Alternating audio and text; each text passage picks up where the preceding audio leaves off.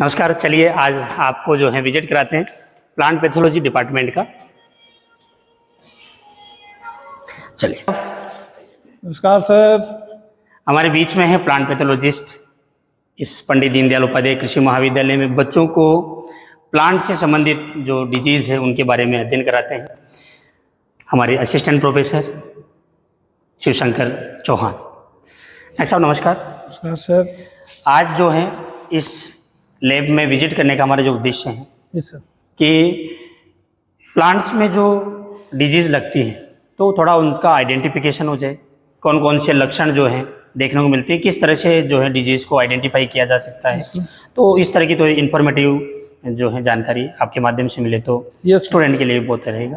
तो किस तरह से जो है आप प्रोसेस करेंगे? सर मैं आपको बताना चाहूँगा, हमारे पास कुछ रबी सीजन के जो डिजीज हैं लगे हुए हैं, हमने उनका सैंपल कलेक्ट किया हुआ है, तो उसके बारे में हम आपको थोड़ा सा डिटेल में जानकारी दे देंगे। हमारे पास थोड़े से सैंपल्स कलेक्ट हुए हैं। रोग के जो लक्षण हैं वो कैसे दिखते हैं उनके बारे में आपको हम बताते हैं। ठीक है सर, आइए सर।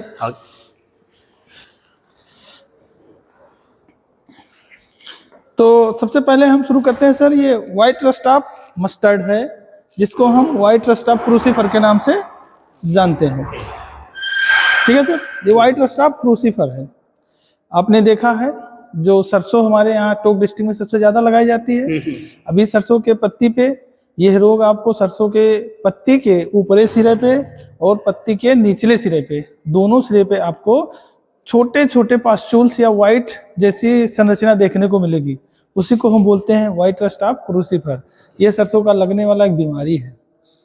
तो इसका रोकथाम के लिए क्या उपाय? सर इसके रोकथाम के लिए हम बीज को उपचारित करके बोते हैं।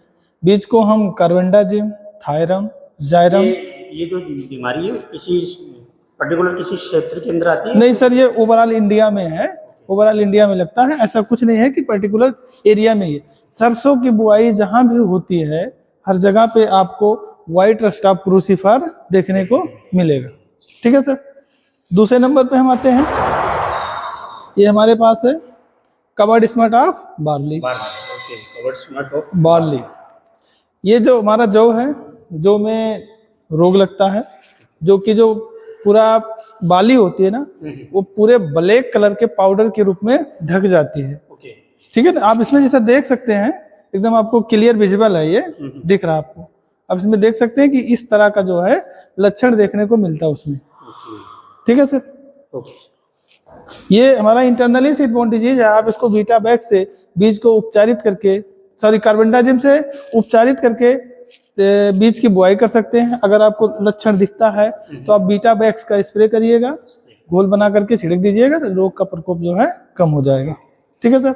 आगे आते हैं, जो हमारे यहाँ आपको देखने को मिलेगा सबसे ज्यादा रोग जो है ये देखने को मिलेगा पूरे भारत में। हर जगह पे जहां भी शुगर केन की बुआई होती है वहां पे आपको यह रोग सबसे ज्यादा देखने को मिलेगा, जिसको हम बोलते हैं हिंदी में गन्ने का लाल सड़न रोग। वो जो गन्ने के बीच में जो लाल रंग की जो धारियां दिखती हैं, हाँ जी सर, वही रोग है ये। ठीक है ना। इसके पीछे जो फंगस रिस्पॉन्सिबल है वही रोग लगता है। ये आप देख सकते हैं, इसमें आपको क्लियर विजिबल है। रेड सा जैसे ब्लड सा जैसा। हाँ जी, हाँ जी सर, पूरा दिखता है आपको। क्या कारण रहता है अक्सर इसका? सर ये फंगल डिजीज है, फंजाई के द्वारा ये रोग लग जाता है। मैंने अधिकतर कई बार क्षेत्रों में देखा हुआ है कि ना पूरा गन्ने का जो है जैसे हेक्टर जो है ना लगभग इस रोग से प्रभावित पौधे प्लांट होते हैं। रोकथाम के लिए क्या किया सर? रोकथाम के लिए हम सबसे पहले जब शुगर केन की बुआई करते हैं, जो सेट्स होते हैं, ठीक है ना, सेट्स को हम एगलाल या एरिटाउन से बीज को उपचारित करके हम बीज की बुआई करते हैं पहली बार। अगर बुआई करने के बाद भी इसके गन्ने पे लाल सड़न रोग का प्रकोप दिखता है तो आप, अगर कम एरिया में है तो आप अफेक्टेड प्लांट को फील्ड से रिमूव कर दीजिए, हटा दीजिए। हटा के फेंकना नहीं है, उसको इकट्ठा करते रहिए। जब वो सूख जाए तो उसको जला देना है। ठीक है सर। आगे ये थोड़ा सा और आपको बताते हैं। ये हमारे पास है सनफ्लावर। ये सनफ्लावर पे डिजीज लगा हुआ था। ठीक है ना, ब्लाइट है, अल्टरनेरिया ब्लाइट ऑफ सनफ्लावर, जो सूरजमुखी है, जो रबी सीजन की बेसिकली क्रॉप है। ठीक है ना, ओके। ये ड्राई हो गया, इसमें दिख नहीं रहा आपको। तो पत्तियों पे छोटे छोटे येलो या ब्राउन कलर के धब्बे जैसी संरचना देखने को मिलती है। ठीक है सर। अगला आते हैं हम टोमेटो पे, ब्लाइट डिजीज ऑफ टोमेटो।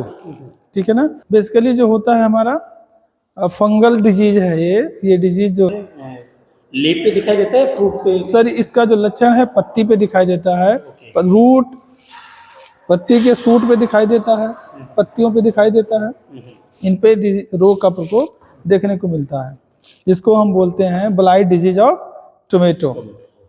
ठीक है सर। आगे आते हैं हम मटर पे, जो भी हमारे सीजन में लगा हुआ है, इस रबी सीजन में बुआई हुई है। इसको बोलते हैं sir downy mildew of pea. ठीक है ना, ऑफ पी मतलब पत्ती के निचली सतह पे जो पत्ती है, ऐसे पत्ती दो साइड होती है, एक होता है अपर साइड, एक होता है लोअर साइड। तो जो लोअर साइड पे रोग लगा हुआ है उसको हम बोलते हैं डाउनी मिल्ड्यू ऑफ पी। वो होता है सुपरफिशियल ग्रोथ होता है उसमें, तो उसी वजह से ये रोग लगता है। मतलब अपन रोग को जब देखेंगे तो पत्ती के ऊपर तो कुछ दिखाई नहीं देगा, नीचे दिखाई देगा। अगर पत्ती के ऊपर दिखाई देगा तो वो अपर सरफेस ऑफ हो गया, वो पाउडरी मिल्ड्यू बोलते हैं उसको। लेकिन अगर पत्ती के निचली सतह पे दिखता है तो उसको हम बोलते हैं डाउनी मिल्ड्यू। ठीक है सर। ये अगला हमारा डिजीज था गेहूं का, येलो रस्ट ऑफ व्हीट। ठीक है ना, शायद आई थिंक विजिबल नहीं है आपको, इसमें दिख नहीं होगा, सब कलर एक तरह का दिख रहा है। जब हम गेहूं की बुआई करते हैं, गेहूं में हमारी 4th to 5th leaf generate कर जाती है, जर्मिनेट कर जाती है। उसके बाद जो ओल्डर लीफ होती है, पुरानी पत्तियां होती हैं, उन पत्तियों पे इस रोग का प्रकोप आपको देखने को मिलता है। ठीक है सर। और ये भी सेम, ये भी उसका स्ट्राइप लीफ स्ट्राइप डिजीज आप, ये बाजरा है। बाजरा जैसे पत्ती आप देख रहे हैं, पत्ती पे आप ब्लैक और ब्राउन कलर के छोटे छोटे धब्बे दिखाई दे रहे हैं ना, स्पॉट दिख रहे हैं, यही रोग है। इसी रोग से ये सारी पीड़ित होती है। ये जो सारे रोग हैं, ये रोग सारे फंजाई के द्वारा कॉज करते हैं। ठीक है सर। तो ये अभी इसी से क्या बोलते हैं, ये जो आपने सैंपल इकट्ठे किए तो ये आपके माध्यम से? जी सर, ये मैंने हमारे 4th वाले बच्चे थे जो भी इस समय राबे प्रोग्राम में गए हुए हैं, उन बच्चों से हमने कलेक्ट कराए थे। हमारे पास इतने सारे सैंपल थे।